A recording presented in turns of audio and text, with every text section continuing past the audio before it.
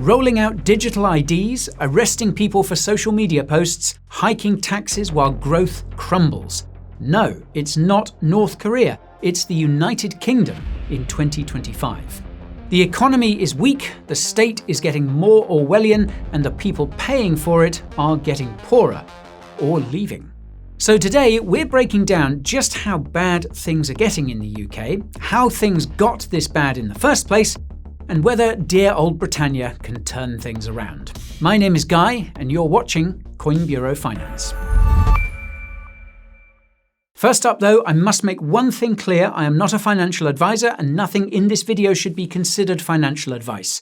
This is educational content meant to inform you about the sad state of affairs in the United Kingdom. Now, whether you're here for some schadenfreude or you're interested to see if Britain can get its mojo back, be sure to hit those like and subscribe buttons, and let's get into it. Okay, to begin, let's have a look at some basic numbers that give us insight into how the UK economy is doing. One word has been grabbing British headlines over recent weeks: productivity. To put it mildly, productivity is moving the wrong way, and that spells trouble for UK living standards. The Office for Budget Responsibility, or OBR, is expected to cut its trend productivity forecast by about 0.3 percentage points. Now, you might be thinking, well, that doesn't sound like a huge drop, but that single tweak could punch a £20 billion hole in public finances. And this has been an ongoing trend. UK labour productivity has flatlined. GDP per hour has fallen by 0.5% between 2019 and 2024, the second worst five-year performance outside the financial crisis, according to the Resolution Foundation. Then we have inflation, which, like in most of the world, has been hitting everyday people hard. Only when it comes to the UK, it's actually on track for the highest inflation in the G7 in 2025. Now, low productivity and high inflation are a nasty stagflationary combination, to say the least, and people feel that every single day as they face a cost of living crisis. Sure enough, that inflation has pushed the Bank of England to hold interest rates at 4% by a knife-edge 5-4 vote. So, rates remain high enough to keep borrowing costs considerable while the central bank tries to tackle the stubborn beast of inflation. And when it comes down to it, that means no easy relief for growth. And what does all of this look like on the ground? Well, it lands unevenly, largely because the UK economy is a two-speed machine. You might have heard of the K-shaped economy, which basically means the rich getting richer and the poor getting poorer. Well, the UK has been following that model for years. London has always been the UK's core of prosperity, primarily due to Britain's reliance on financial services as a leading driver of the economy. But now, even the capital is stalling. New analysis from Centre for Cities finds London's productivity stagnating while some other big cities begin to catch up. That might sound like good news until you realise how concentrated the tax base remains. Financial and related professional services, that's banks, insurers, asset managers and linked professions, delivered £110 billion in 2023, over 12% of all UK tax receipts. When so much revenue hinges on a single ecosystem clustered in and around London, the system looks less diversified and more fragile. More on this later. Meanwhile, against that grim backdrop, young British people are struggling now more than ever. Student debt overhang in the UK has been a nasty drain on risk-taking and mobility. As of June 2025, more than 150,000 UK graduates owe over £100,000 each. That's a heavy ball and chain that's stopping Britain's younger generations from home buying, family building and entrepreneurship further down the road. Compounding this issue, these student loans are state-backed. That's right, the government underwrites them via the Student Loans Company, so taxpayers carry the increasingly real tail risk of non-repayment. So, today's debt overhang is stifling dynamism in the present day, while likely stacking up a future fiscal bill, putting more pressure on pro-growth policy further down the road. Now, we could dive into many more metrics that convey how bad things are in the UK, but, well, we think that'll suffice as an overview for now. Flatlining productivity, sticky inflation, a capital-centric model, and a generation starting adult life underwater. It's not looking good. So that's the backdrop. But how is the government and everyone else responding? Well, beyond all the typical soothing speeches about stability and long-term plans, the lever that's actually being pulled and felt is tax. Chancellor Rachel Reeves has put Britain on notice ahead of the imminent 2025 budget.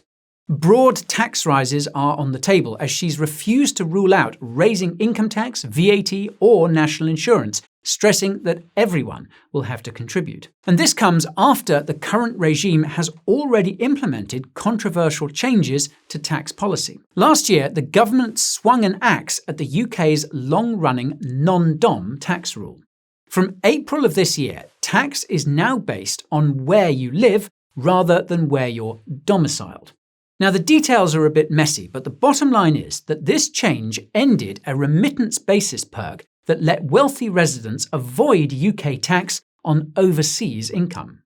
Now, whatever you think of the old regime, you can't deny the shift it caused. London is telling globally mobile wealth to get comfortable paying or get going, and a lot of it, apparently, is getting going. Henley's 2025 report projected a net outflow of 16,500 millionaires, more than any other country.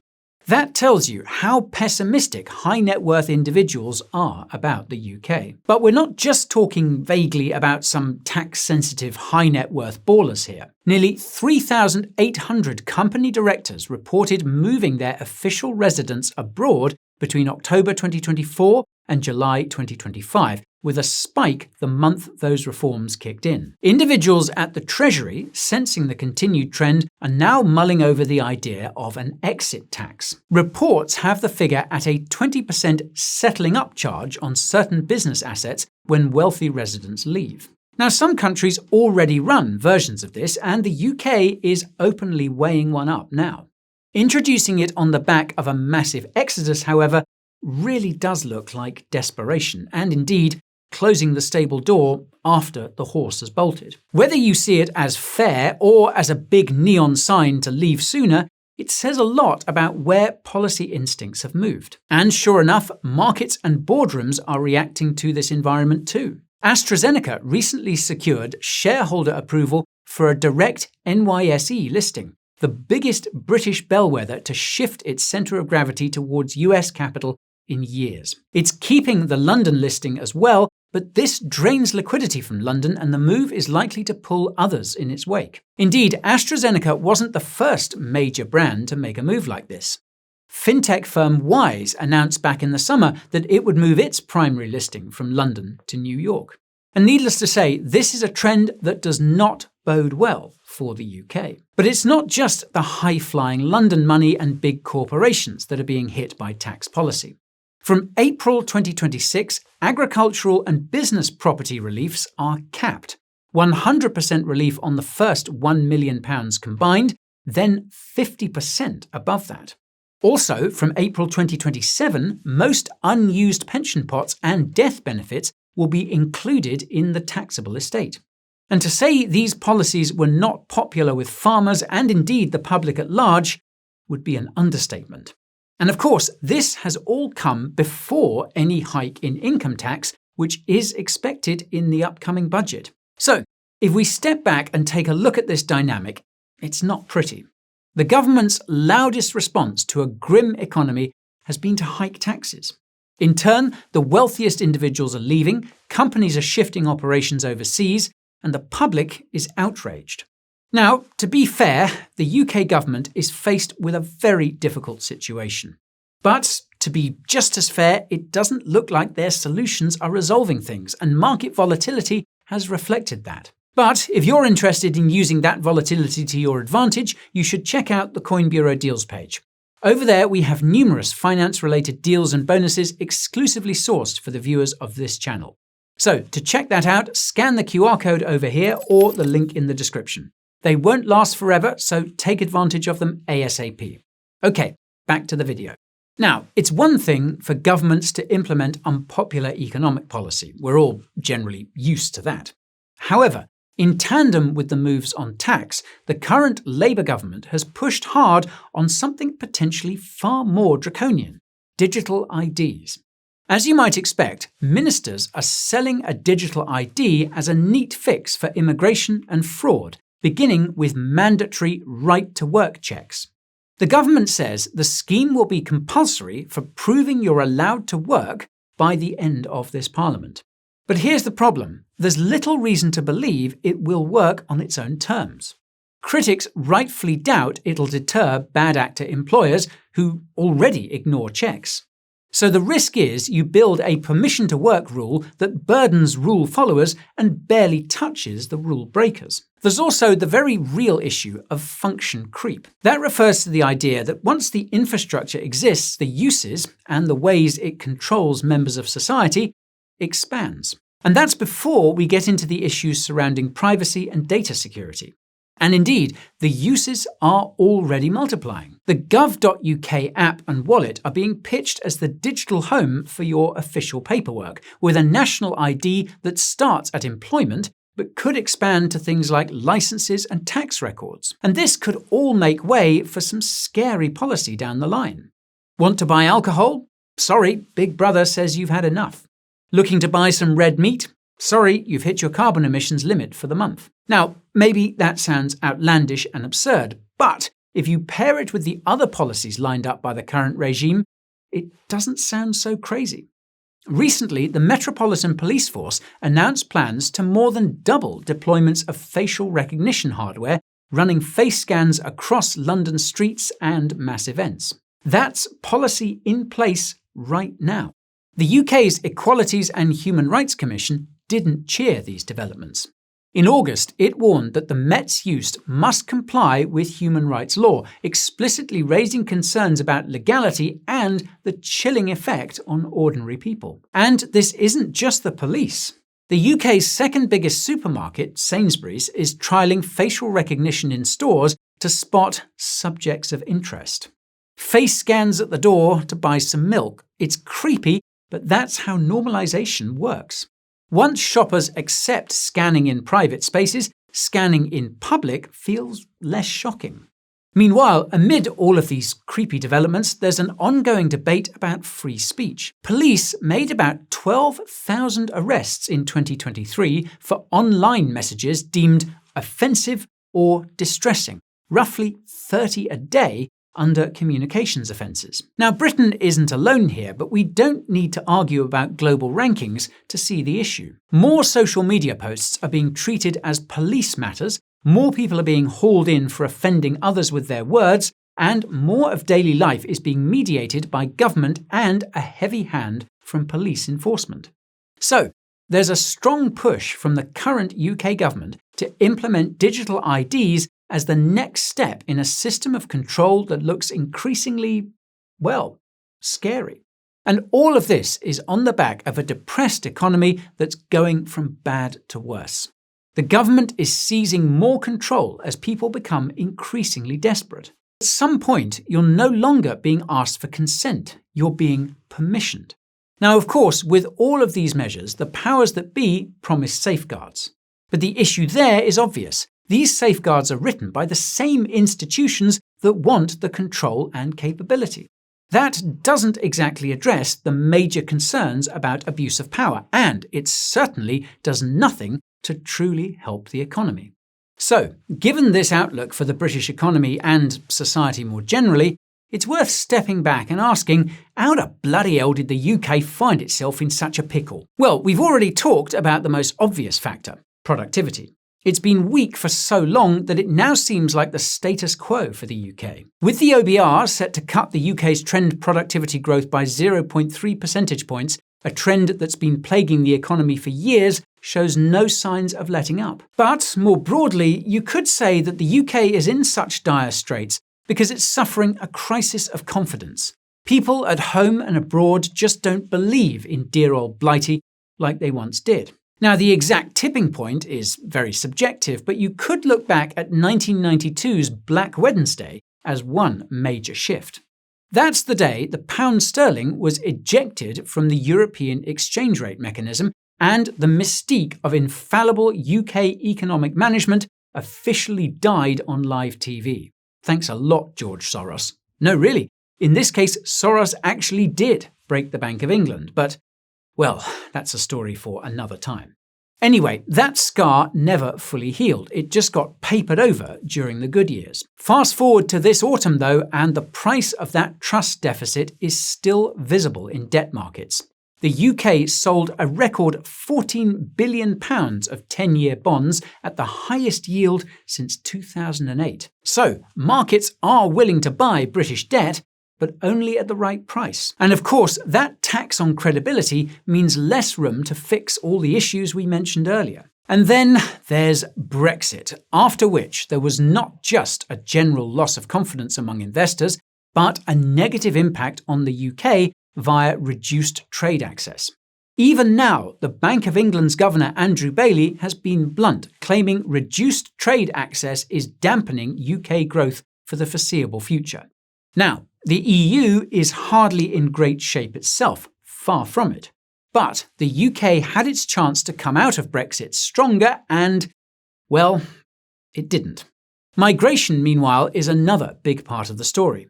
The UK is faced with a particularly tricky situation, one that many Western nations are facing. While the UK keeps attracting huge numbers of people, with net migration at 431,000 for 2024, many of the most skilled and industrious Brits are looking to leave, including those in critical professions like doctors and nurses. So, needless to say, this is all a particularly bad dynamic. A long trend of poor decisions and major blunders has rendered the UK as an undesirable destination to do business in or build wealth. On top of that, the talented young blood you need to build a brighter future continues to leave. And from that perspective, well, it's no wonder the UK is in trouble. But it is worth asking, can the UK get itself out of this mess?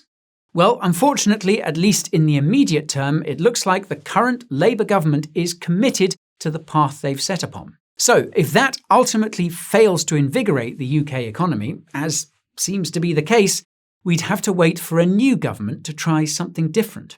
So, what could a new regime do when the time comes?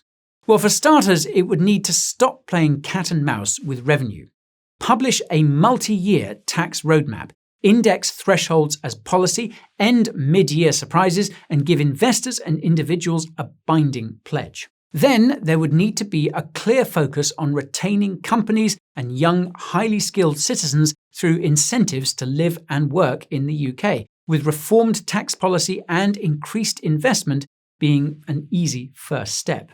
In conjunction with that, the UK could calibrate its economic and migration policy towards attracting the capital and talent of the rest of the world, as it once did before. Now, when it comes to the growing surveillance state infrastructure, we would hope to see a stronger push for reversal right away, should UK residents hope for a better future. But for now, it would be desirable to at least have hard legal limits around the new control architecture, such as genuine opt-outs for digital ID beyond essential services. Now, as we speculate on these possible situations, the political ground is shifting fast. All of Britain's woes have led to a protest vote. Multiple polls now put Reform UK ahead of the two main parties. This support for reform and its leader, Nigel Farage, is widely seen as a channel for economic and cultural frustration that Westminster pretended didn't exist up until recently. It's not just a small margin either. Polling from Ipsos shows Reform is currently leading the reigning Labour Party by 12 points. That's a clear signal that patience with the current lot of traditional parties has run out. Now, an election could be called at any time, but must happen by mid-August 2029. With Labour's ratings sliding along with those of Prime Minister Keir Starmer, an earlier contest is a real possibility. But even if Reform, or indeed any other party, seized the moment and won, they'd still inherit a slow growth, high debt, low productivity bind that puzzled previous governments. Betting on a rapid turnaround by any government would be brave, to say the least. There's only so much politicians can do. Now, that might all sound like the pessimistic scenario is inevitable, that the UK just continues its downward spiral. But even spirals come to an end. Even in the dark version, a political and market wipeout clears the thicket of bad rules and could lead to restored trust through radical simplicity. Short-term pain, but perhaps long-term prosperity. Britain may be down, but it's not out. Yet. But what do you think? Can Britain turn things around, or does it need to be towed out into the Atlantic and sunk? Let us know your thoughts down in the comments. And if you want to see how the Eurozone is facing struggles of its own, you can check out our video on that right over here. Thank you all for watching though, and I'll see you again soon. This is Guy, over and out.